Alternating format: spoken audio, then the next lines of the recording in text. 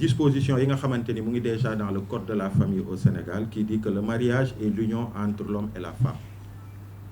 Et officiellement, je peux vous dire que ça a toujours été la position du mouvement Y en a marre et on estime que disposition bi mu dugg ci constitution bi c'est une très bonne chose parce que day dëggal li nga xamante ni suñu société moom lay doxe.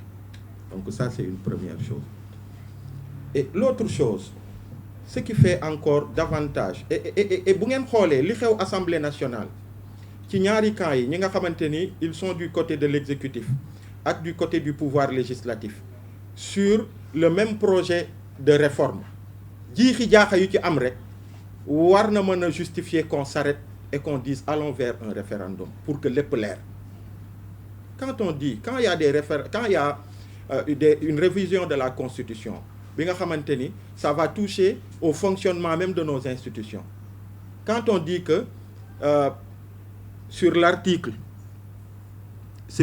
42, on dit le président de la République, c'est lui qui définit la politique de la nation, ça a toujours été ça. Et qu'on mette des dispositions qui disent en concertation avec le Premier ministre. Mais il faut que ñu déglu Sénégalais, qu'est-ce qu'ils en pensent? Il y en a qui disent que le président, il nomme le Premier ministre, il peut le dégommer à tout moment, et que c'est le président qui est responsable devant le peuple. Comment est-ce qu'on peut dire que ce président-là, il ne peut définir la politique de la nation qu'en concertation avec un Premier ministre qui n'est qu'un fusible? Loolu il faut que ñu waxtaanee ko ñu xam lan la ci Sénégalais yi xalaat. Quand on dit que ci institution yi et ça aussi malheureusement cette réforme elle intervient dans un contexte de tension et de guerre entre l'exécutif et le législatif et ça transparaît bu ñu waxee rek te yàlla tax te Sénégal tax ça transparaît. Quand on dit que même sur la nomination nu mu tuddee la Cour constitutionnelle article 89 on dit que ok le président de la République 3 l'Assemblée nationale. Mais quand il y a des changements comme ça, mais il est important que le peuple puisse dire c'est quoi son avis dessus. Encore que les deux institutions qui sont dessus, mais c'est la guerre. C'est le peuple qui doit arbitrer. Parce que le peuple, les députés sont en fait, c'est des députés du peuple. C'est le peuple qui leur a délégué un pouvoir. Mais ce n'est pas une carte blanche. Il y a certaines questions comme lu jëm ci la Constitution, quand elle doit être révisée de cette manière-là, mais il faut que ñu dellu ci askan wi parce que c'est lui le pouvoir, qu'on lui donne la parole. On convoque les assises nationales. Yàlla dafa def ñun dañu teel a engagé wu intéressé wu à beaucoup de choses ci réew mi. On était très jeunes, mais on a suivi les assises nationales. Mais même dans l'esprit des assises nationales qu'on convoque. Mais c'est dévoyé par la démarche actuelle.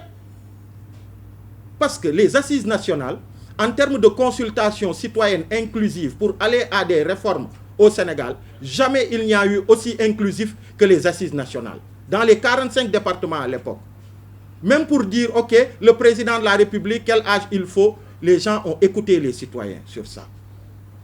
Et quand on a terminé avec ça, l'une des recommandations fortes, même après la commission de réforme des institutions, et d'ailleurs c'est en cela qu'on pense que même cette réforme de la Constitution, elle n'est pas ambitieuse.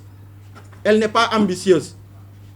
Parce qu'on avait parlé de refondation, on avait même parlé de nouvelle Constitution. Et dans la perspective de faire cette nouvelle Constitution au Sénégal, on parle des assises nationales après les conclusions et les recommandations de la commission de réforme des institutions. On a dit, même pour aller vers cette nouvelle constitution, il faut que ça se fasse de façon participative.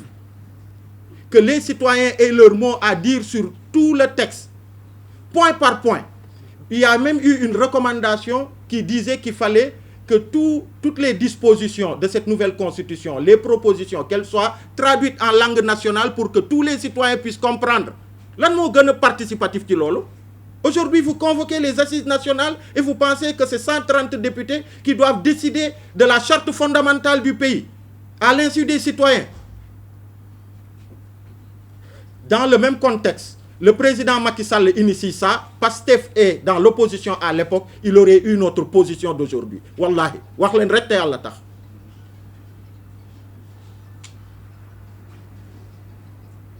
Ku waxul dëgg wax leneen. Ce mouvement existe depuis 15 ans. Il a vu des régimes passer. Il reste le mouvement qu'il est. Et d'ailleurs, en parlant de ça, encore une fois, ça fait 2 ans, vous ne m'avez pas entendu parler. Sur beaucoup de choses, parce que nous sommes pour l'élégance. Mais quand je vois aujourd'hui le Sénégal de présidents qui ont fait la fierté de l'Afrique, un pouvoir incarné par des jeunes qui ont fait la fierté de l'Afrique quand ils sont arrivés au pouvoir. Quand le pouvoir est arrivé, j'étais au Kenya quelques jours après. Mais c'était comme si j'étais au Sénégal. Tellement les gens étaient contents. Ils disent que c'est des jeunes qui sont arrivés au pouvoir au Sénégal. Mais le président Bassirou Diomaye Faye, dans sa pratique du pouvoir, il est plus vieux que Wade.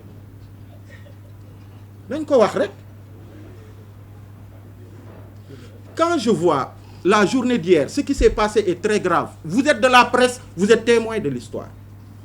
Moi, qui m'aurait dit, 2 ans après l'accession du président Bassirou Diomaye Faye et M. Ousmane Sonko au pouvoir, que l'arrêté Ousmane Ngom serait encore là pour faire en sorte que l'on puisse brimer Abdou Karim Gueye Khouroum Kak, que l'on puisse brimer Thierno Bokoum, que l'on puisse brimer d'autres citoyens sénégalais à cause de cet arrêté Ousmane Ngom. Et je me rappelle cet arrêté Ousmane Ngom à l'époque. L'un des derniers actes, en fait, ceux qui l'ont subi en dernier avant le départ de Macky Sall, c'était l'honorable député, aujourd'hui Guy Marius Sagna, c'était nos sœurs comme Sylvestine Mendy, c'était Dame Mbodj, c'était Taïga du mouvement Y'en a marre, c'était Abdou Karim Gueye, c'était beaucoup d'autres militants qui pacifiquement, au niveau du centre-ville, voulaient dire non au parrainage, justement. Ils ont été arrêtés parce que c'était l'arrêté Ousmane Ngom. Ils ont été amenés au commissariat. Tard dans le soir, ils ont été pris dans une fourgonnette par des policiers encagoulés. Diwer Dakar, pendant 2-3 heures de temps, les bastonnés. Dambo, après, Guy Marius Sagna, on le jette vers Sokosim. Nos braves sœurs, on les jette vers les Filao de Guédiawaye. On jette tout le monde un peu partout. Parce que c'était l'arrêté Ousmane Ngom, qui a été dénoncé par ceux qui sont au pouvoir aujourd'hui. Et quand je vois hier, ce même arrêté Ousmane Ngom fait que des Sénégalais sont arrêtés, sont privés de l'expression de leurs droits.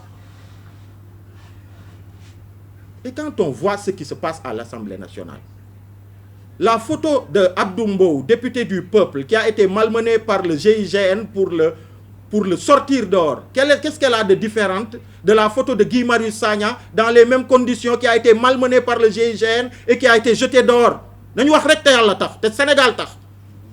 C'est quoi la différence? C'est quoi la différence? Les gars, personne ne peut disqualifier notre voix parce qu'on a la légitimité pour parler. Les bureaux de Y'en a marre, les filles la donnent. Il y a eu des moments où Pastef était dissous. Pastef n'avait même pas le droit de tenir une réunion. C'est nos locaux qui ont abrité les réunions. C'est notre café qui a été servi.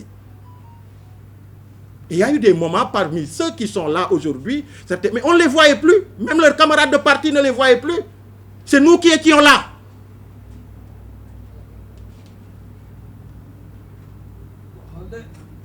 C'est nous qui étions là. Les gens ont couru derrière la société civile partout dans ce pays. Parce qu'à un moment, ils n'avaient plus droit à la parole.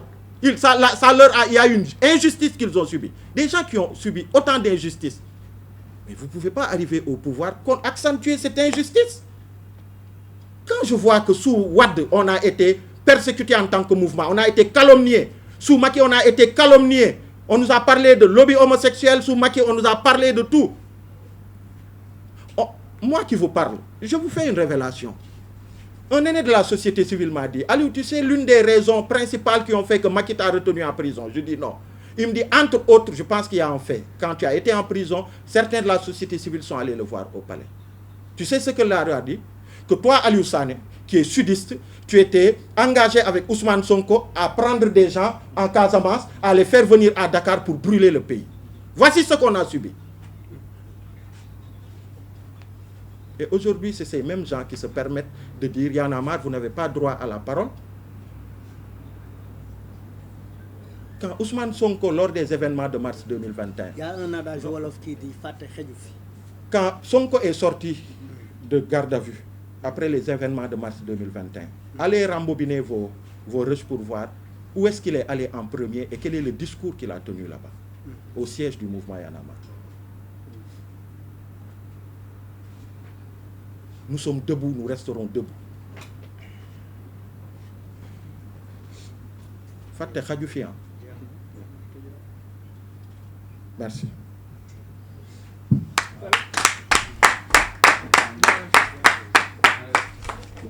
Merci beaucoup, Alioune Fane.